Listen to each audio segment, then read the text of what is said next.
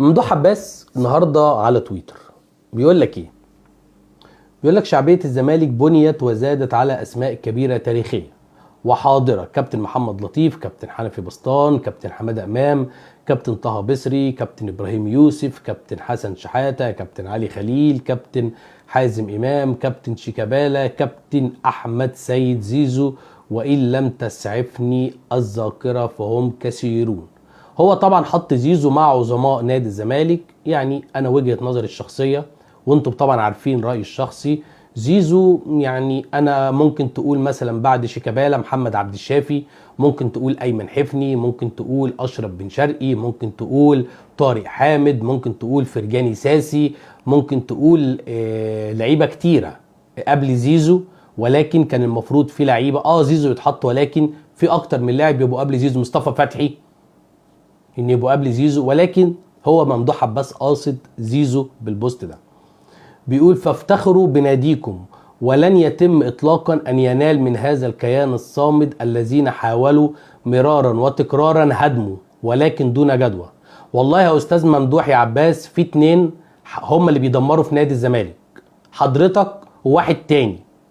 بتحاربوا بعض بقالكم 20 سنة والزمالك اتدمر عن طريقكم انتوا الاتنين. وانا بقول الكلام ده وانا مطمئن النفس عشان انا ربنا هيحاسبني. انا في ناس بتحترم الكلمة بتاعتي وانا بحترم نفسي. يا استاذ يا ممدوح يا عباس، محدش دمر الزمالك اخر 20 سنة الا انت واحد تاني، بسبب خناقاتكم والمحاكم بتاعتكم بتضربوا في بعض، ونادي الزمالك وجماهيره جثة هامدة وسطيكم انتوا الاتنين. كنا مرتاحين منكم. كان اخر رئيس نادي جه كنا حسينا بالاستقرار معاه وخدنا دوري ابطال افريقيا، كان كمال درويش. من ساعه ما ظهرتم انتوا الاتنين وظهرت الصراعات بتاعتكم والزمالك في النازل، من ساعه ما ظهرتم انتوا الاتنين والاهلي عمل تاريخه الافريقي على حسابكم انت والتاني. من ساعه ما ظهرتم انتوا الاتنين والاهلي كان الزمالك هو نادي القرن في القاره الافريقيه، وكان الزمالك هو العدد الاكبر بالبطولات في القاره الافريقيه. ظهرتم انتوا الاتنين على الساحه، خناقاتكم، صراعاتكم، شهوتكم على الحكم خلت النادي الاهلي دلوقتي 11 بطوله واحنا 5 بطولات. بقالنا 20 او 22 سنه ما خدناش بطوله افريقيا. مش صدفه ان الزمالك من ساعه ما انتوا ظهرتوا ما ياخدش بطوله افريقيا وهي البطوله الاهم هذا الموسم. مش صدفه ان اول ما تطلعوا انتوا الاثنين على الساحه الزمالك يحرم من دوري ابطال افريقيا. يا استاذ ممدوح انت والتاني نجحتم في ان تهدم نادي الزمالك، نجحتم في ان تضيعوا تاريخ نادي الزمالك، نجحتم في ان يعني انا في كلام والله العظيم انا متحفظ ان انا عاوز اقوله، في كلام انا متحفظ ان انا عاوز اقوله. طيب تعالوا بقى ناخد التويته الثالثه بتاعه ممدوح عباس. بيقول على عهدتي شخصيا لن يغادر احمد سيد زيزو نادي الزمالك هذا العام. حلو قوي الكلام ده، الكلام ده حلو. احب انا الكلام الحلو واحب الجيم الحلو، واللي ما عملش لايك وشير يا ريت يعمل لايك وشير عشان خاطر انا هتكلم كلام هيوجعهم كلهم. اولا يا استاذ ممدوح يا عباس، حضرتك في العشريه السوداء بتاعت سيادتك كنت بتبعت لعمرو زكي وبتبعت لشيكابالا وبتبعت لجمال حمزه بتراضيهم بعيد عن الفرقه، وكان ده بيبوظ اوضه اللبس في نادي الزمالك، وده كان مخلينا ما خدناش في 10 سنين الا كاس مصر بالجون بتاع اسامه حسن. تمام؟ فاللي انت بتعمله ده دلوقتي، اللي انت بتعمله ده دلوقتي هو تكرار للي انت بتعمله قبل كده. انا في الحلقه دي هقول معلومات حضرتك مش هتصدقها، هاجي بعد فتره من الزمن هسمعك الكلام اللي انا هقوله ده، انت مش هتصدقه وانا ما كنتش مصدقه في الاول، ولكن للاسف، وانا بقول للاسف هي دي الحقيقه. استاذ ممدوح عباس عاوز يقعد زيزو، وزيزو والده مش عاوزين يقعدوا، ومجلس اداره نادي الزمالك مش عاوز زيزو يقعد. ليه مجلس اداره نادي الزمالك مش عاوز زيزو يقعد؟ مجلس اداره نادي الزمالك مش عاوز زيزو يقعد عشان خاطر مجلس اداره نادي الزمالك بيلعب ان زيزو يجيله رقم كويس من 10 مليون دولار وانت طالع، من 10 مليون دولار وانت طالع، وكان عاوز يفك الهموم اللي عليه. ممدوح عباس عاوز يقعد فتوح وياخد اللي هو عايزه فتوح، واوضه اللبس دي تغور في 60 داهيه. ممدوح عباس عاوز يقعد زيزو وياخد اللي هو عاوزه، واوضه اللبس دي تروح في 60 داهيه. وانا هتكلم وما بخافش لا من عبيد زيزو ولا من عبيد فتوح، لان الاتنين لعيبه بالنسبه لي هم لعيبه عاديه، وده رايي الشخصي وما تحجرش عليا. انت شايفهم لعيبه مهمه، انت حر. انا شايف الاتنين دول لعيبه عاديه، خسرنا بيهم كل البطولات السنه اللي فاتت، وبيهم احنا في المركز ال 12. فبالنسبه لي هم لعيبه عاديه. استاذ ايمن ممدوح عباس، هو طبعا ممدوح عباس عاوز يقعد زيزو ويخلي زيزو السنه دي. زيزو لو ما مشيش في يناير ده هيكون اكبر اهدار مال عام في تاريخ نادي الزمالك. ليه؟ لان زيزو هيجي في يناير اللي جاي. اولا زيزو مش هيجدد مع الزمالك، ودي معلوم. زيزو مش هيجدد مع نادي اللي هيقول لك زيزو هيجدد مع نادي الزمالك ده كذاب. زيزو مش هيجدد مع نادي الزمالك. فزيزو لما مشيش في يناير، زيزو قاعد لنهايه الموسم. الموسم الجديد هيبدا في شهر 9/10، هيبقى قدامه شهرين يوقع في ريل اي نادي. حتى لو هتيجي تبيعه في يناير اللي بعد اللي جاي، هتبيعه ب 500,000 دولار، هتبيعه ب 700,000 دولار، مش هيجيب لك حاجه، لانه خلاص هيمشي فري قريب. زي ما بتعمل مع محمد صبحي دلوقتي بيتبيعوا ب 500,000 دولار. فانت لو ما قدرتش تستغل الرقم اللي جاي لك، حتى لو 8 مليون دولار 9 مليون دولار اي حاجه، لو ما قدرتش تستغل المبلغ ده، انسى. الرقم ده مش جاي لك تاني، الرقم ده مش جاي لك تاني، انسى ان الرقم ده يجي لك تاني. فممدوح عباس عاوز يقعد زيزو. اولا برضو انا عاوز اسال نفسي سؤال، ممدوح عباس بيتكلم بأمارة ايه في نادي الزمالك؟ يعني انت حضرتك مين عشان تتكلم؟ مين عشان تتكلم في الموضوع ده؟ انت مين؟ انت مين؟ حضرتك مش مسؤول في النادي. انت بتتكلم ليه؟ ولكن انت بتتكلم عشان فلوسك، انت بتتكلم عشان مجلس الشحاتة. انت ساعدتهم مش اقل من 70-80 مليون جنيه لغاية دلوقتي. فانت بتتكلم بفلوسك، وابنك بياخد اللعيبة من المعسكر يوديهم مستشفى الناس بفلوسه، وابنك عاوز يدخل امين الصندوق بدلا من المندوه الحسيني.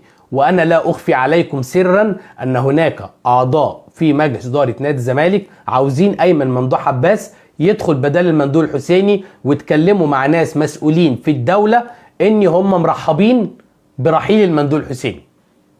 ده في كلام انا مش عايز اقوله، ولكن خلاص انتوا بقى اللي فتحت النار يا ممدوح يا عباس استحمل. هو طبعا مش ممدوح عباس اللي بيدير، هو اللي كاتب التويته دي ابنه، وابنه دلوقتي هو البيج بوس. ممدوح عباس راجل يعني سنه كبر، واعتقد انه هو عنده مشاكل صحيه، فاللي بيدير دلوقتي ايمن ممدوح عباس. فطبعا المجلس ده هو مجلس هش، هو مجلس مركوب من ممدوح عباس. ممدوح عباس راكب ومدلدل، او بمعنى صح ايمن ممدوح عباس راكب ومدلدل. في عضوين من مجلس اداره نادي الزمالك هددوا بالاستقاله بسبب تدخلات ممدوح عباس وابنه، هددوا بالاستقاله. وهقول لكم معلومه جات لي، اني ايمن ممدوح عباس بيراضي لعيب في الفرقه بياخد عقد خرافي، بياخد اكتر من 70 مليون جنيه. ايمن ممدوح عباس بيراضيه ب20 مليون جنيه في اليومين دول بعد العوده من انجولا. هيديله 20 مليون جنيه يراضيه بيهم عشان الباشا يرضى يقعد ما يمشيش. لعيب كده في الفرقه هبقول لكم عليه ما بيعرفش يعدي واحد لواحد، لعيب واخد صيت على الفاضي، لعيب 3/4 تاريخه عامله بضربات الجزاء. لعيب هبقول لكم عليه، مش عارف بقى مين، يعني هبقول لكم عليه. 20 مليون جنيه عشان يقعده، و75 مليون جنيه عقده، يعني لعيب داخله في 100 مليون جنيه في السنه. ليه انت بتعمل لي ايه؟ انت بتعمل لي ايه؟ انت مخليني مركز ال 12 ومخرجني من كل بطولات السنه اللي فاتت، والنادي في ظروف صعبه، واللعيبه مش عارفه تجدد. انت بتديله 20 مليون ليه؟ انت مالك يا ايمن يا ممدوح عباس؟ انت مالك يا ممدوح عباس؟ انت فين بقى الكابتن حسين لبيب من اللي بيحصل ده؟ الكابتن حسين لبيب فين من اللي بيحصل؟ يعني انا عاوز اعرف الكابتن حسين لبيب فين؟ انت دورك فين يا كابتن حسين وانت حضرتك لا بتهش ولا بتنش؟ انت فين يا كابتن حسين وممدوح عباس عمال بيتحكم في النادي؟ وانا قايل لكم الصبح النادي ليه 3 رؤساء، حسين لبيب واحمد سليمان وممدوح عباس. الكلام ده انا قايله في لايف الصبح. النادي فيه 3 رؤساء بيديروه. يا كابتن حسين احنا مش عاوزين حد يا كابتن حسين، ولكن لا حياة لمن تنادي، لا حياة لمن تنادي. ممدوح عباس بفلوسه بيتحكم في نادي الزمالك. نادي الزمالك بقى ملكية خاصة لممدوح عباس وفلوسه. دي نقطة. النقطة التانية، هحكي لكم رواية فتوح اللي جات لي زي ما اتحكيت لي، هقولها لحضراتكم. بالنسبة لموضوع فتوح، بعثة الأهلي قبل ما تسافر كاس العالم للأندية، البعثة سافرت وأمير توفيق أجل السفر 48 ساعة، وعمل اجتماع مع أحمد فتوح وأحمد يحيى اللي نادي الزمالك واخده في حضنه. فأمير توفيق بعثة الأهلي سافرت وهو أخر نفسه 48 ساعة، قعد مع فتوح وقعد مع أحمد يحيى عشان يمضي للأهلي، ولكن يمضي بشرط الأهلي. يعني إيه بشرط الأهلي؟ يعني الأهلي هو اللي من حقه تفعيل العقد أو عدم تفعيل العقد، وليس اللاعب، وليس اللاعب. أحمد فتوح مضى عقود، ال4 عقود، ومضى ال4 نسخ. وفتوح هيتفاجئ دلوقتي أنا عرفت منين الكلام ده. الفترة اللي جاية هبدأ أحسس لكم عليه وتاخدوا بالكم منه، عكس كل الكلام اللي بيتقال. أحمد فتوح مضى ال4 نسخ للأهلي مع أمير توفيق، والعقد فيه بند بيقول إن اللي يفعل العقد الأهلي، واللي ما يفعلش العقد برضه هو الأهلي. اللاعب ليس له يد في تفعيل العقد. وأمير توفيق قال لأحمد فتوح إن هو يتفاوض مع الزمالك ويوصل لرقم كبير، وبعد كده يبلغ الأهلي قبل ما يمضي عشان يقول له يمضي ولا ما يمضيش. فتوح ما خدش مقدم تعاقد كاش في ايده لغايه دلوقتي. بعد ما احمد فتوح مشي، امير توفيق جاله مين؟ جه الامير توفيق محمد حمدي لعيب بيراميدز عشان يتفاوضوا معاه.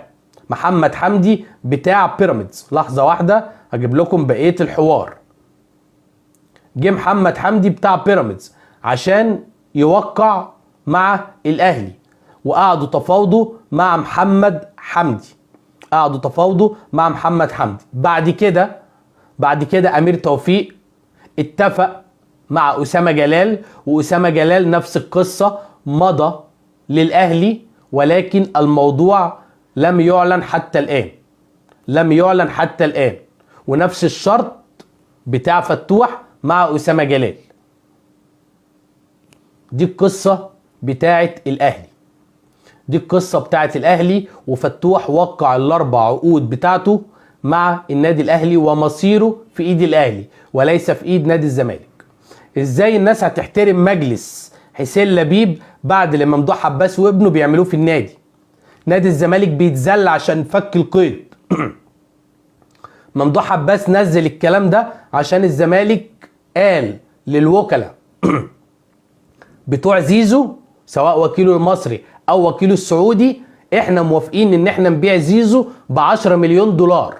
ممدوح عباس تم تسريب الكلام ده ليه، وممدوح عباس طلع التويته دي لانه مش عاوز زيزو يمشي، ومجلس الاداره عاوز زيزو يمشي. اول ما عرف ان مجلس الاداره موافق على بيع زيزو ب10 مليون دولار، التويته دي طلعت. هقول لكم خيبه. لعيبه نادي الزمالك لما بيكون ليهم طلبات بيطلبوها من ايمن ممدوح عباس وليس من نادي الزمالك. في اهانه اكتر من كده لمجلس اداره نادي الزمالك؟ في اهانه اكتر من كده؟ يا اما تحترموا نفسيكم وتديروا نادي الزمالك بنفسكم، يا اما خلاص خلي ممدوح عباس يدي 2 لعيبه، ده ياخد 200 مليون وده ياخد 150 مليون، بس ما حدش يرجع يقول فين البطولات. ما حدش يرجع يقول فين البطولات. اللي بيجيب البطولات مش اللعيبه، اللي بيجيب البطولات الانضباط، العدل والعداله. العدل غير العداله، والانضباط والمساواه والنظام والسيستم، هو ده اللي بيجيب بطولات. انما بالمنظر ده زي ما كان بيعمل مع شيكابالا وجمال حمزه لما كانوا بيروحوا له المكتب ويراضي كل لعيب بشيك، وعمرو زكي وشيكابالا وجمال حمزه الثلاثي اللي هم المدلل. شفنا نتيجه الكلام ده في العشريه السوداء. شيكابالا ده قد زيزو 100 مره، جمال حمزه ده قد زيزو 100 مره، عمرو زكي ده قد زيزو 100 مره، ولكن الزمالك ما كسبش ساعتها بطولات. ليه؟ عشان ما كانش فيه عداله في الفريق، وعشان كانت اوضه اللبس بايظه. اتمنى مجلس اداره نادي الزمالك يخلوا عندهم شويه من الاحمر، وكابتن حسين لبيب يطلع بيان يرد على ممدوح عباس ويقول له هذا قرار مجلس اداره نادي الزمالك، بعد اذنك مالكش دعوه، مع الاحترام ليك. انما لو عيننا مكسوره ومدينا ايدينا واخدنا فلوس وشحتنا، يبقى الكابتن حسين لبيب مش هيطلع يتكلم مدام عيننا مكسوره. مدام عينينا مكسوره. اتمنى يتم سماع صوت العقل ويتم الاستجابه لكل الكلام اللي احنا قلناه. ممدوح عباس والاخ التاني هم اكبر دمار على نادي الزمالك. هقولها تاني، ممدوح عباس والاخ التاني هم اكبر دمار على نادي الزمالك. هقولها مرة تالتة، ممدوح عباس والاخ التاني هم اكبر دمر نادي الزمالك. ومن ساعة ما بدأوا يضربوا في بعض ما بناخدش بطولة افريقيا، والاهلي عمل تاريخه الافريقي وعداك الضعف في ال10 سنين الاخيرة دول، او ال15 سنة الاخيرة دول. الاهلي عداك بسبب الاتنين دول، بسبب امريكا وروسيا، صراع الجبابرة.